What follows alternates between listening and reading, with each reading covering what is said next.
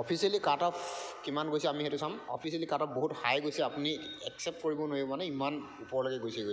তো আমি যিমানটোলৈকে ভাবি আছিলোঁ মইতো যিমানখিনি এনালাইজ কৰিছিলোঁ 110ৰ ওপৰত যাব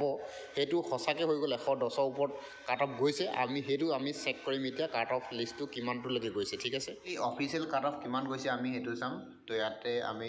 অফিচিয়েল কাট অফ কিমান গৈছে আমি সেইটো চাম সেৱা অনলাইনত আপোনালোকে ৰিজাল্ট আপোনালোকৰ চালেনে নাই চ' আপোনালোকে চাই ল'ব ৱেবছাইটটো আপোনালোকে গম পালেই তো ইয়াতে যাব আপোনালোকৰ ইম্পৰ্টেণ্ট লিংক আপোনালোকে ইয়াতে চাই আছে গম পাইছে ইয়াতে state level recruitment commission for class 3 post ইয়াতে পেপাৰ 3 আৰু পেপাৰ 4 এইবিলাক আছে আপোনালোকে চাব পাৰে লিংক 1 2তে ক্লিক কৰিলে আপুনি সাপোজ ইয়াতে আপুনি লিংক ক্লিক কৰিব ইয়াতে আপোনাৰ এপ্লিকেশ্যন নাম্বাৰ আৰু পাছৱৰ্ড দিব আৰু যদি আপুনি পাছৱৰ্ডটো পাহৰি গৈছে তেতিয়াহ'লে ফৰগেট পাছৱৰ্ড কৰিব আৰু আপোনাৰ মোবাইল নাম্বাৰটো আৰু আপোনাৰ ডেট অফ বাৰ্থটো দি আপুনি ডাইৰেক্ট তাতে যাব পাৰিব তো এতিয়া আমি চাব পাৰিম আমি চাম একচুৱেলি অফিচিয়েল কাট অফ কিমান গৈছে ইয়াতে আমি কাট অফ ডিটেইলছত যাম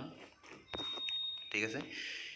আপোনালোকৰ আগত মই direct cut off original cut off কিমান গৈছে আমি সেইটো চাম এতিয়া ঠিক আছে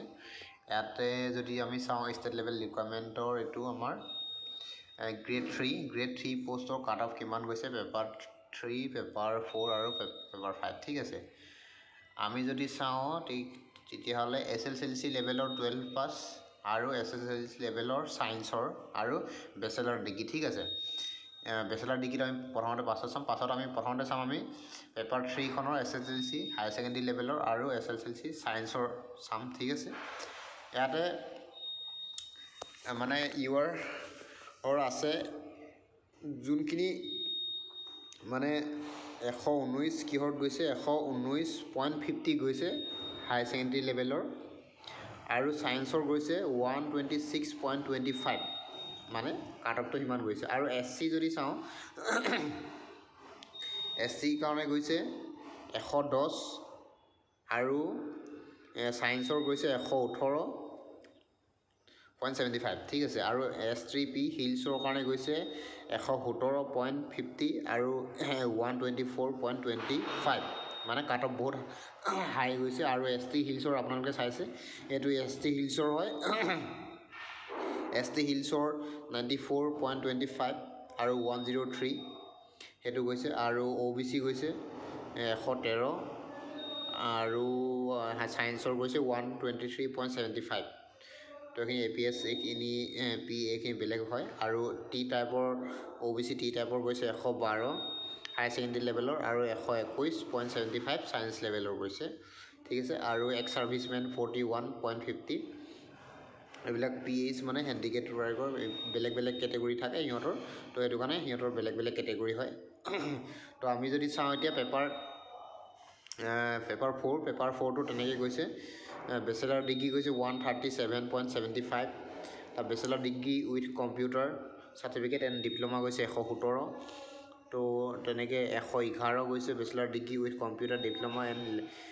লাইব্ৰেৰী ছায়েন্সৰ গৈছে আৰু bachelor degree with certificate with চেণ্ট্ৰগ্ৰাফি কম্পিউটাৰ চাৰ্টিফিকেট ডিপ্ল'মা 112.50 গৈছে তেনেকৈ SSC লেভেলৰ ড্ৰাইভাৰ পোষ্টত 127.50 গৈছে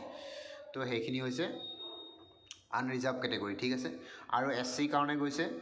আপুনি চাইছে SC পেপাৰ 4ত গৈছে 127.75 বেচেলাৰ ডিগ্ৰী 104 এইটো গৈছে bachelor degree with computer diploma তাৰপিছত গৈছে এইটো 100 গৈছে ইয়াতে 100.50 গৈছে তাৰপিছত ইয়াতে 124.75 ড্ৰাইভাৰো গৈছে ঠিক আছে STP তেনেকৈ গৈছে এইটো আপোনালোকে গোটেই চাৰ্টখন দেখিছে তো আপোনালোকে অনলাইনত গৈ নিজে চেক কৰিব পাৰে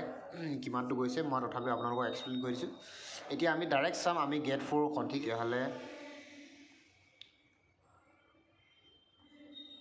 গেট 4 ডিটেইলছ চাম হয় এইটো গেট 4 কাট অফ কিমান গৈছে আমি ইয়াত চাম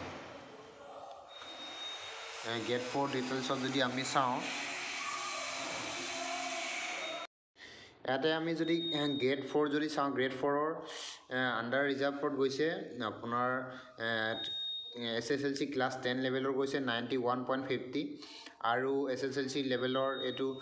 বেলেগ বেলেগ কেটেগৰী আছে ইলেক্ট্ৰনিক আছে ফিল্টাৰ আছে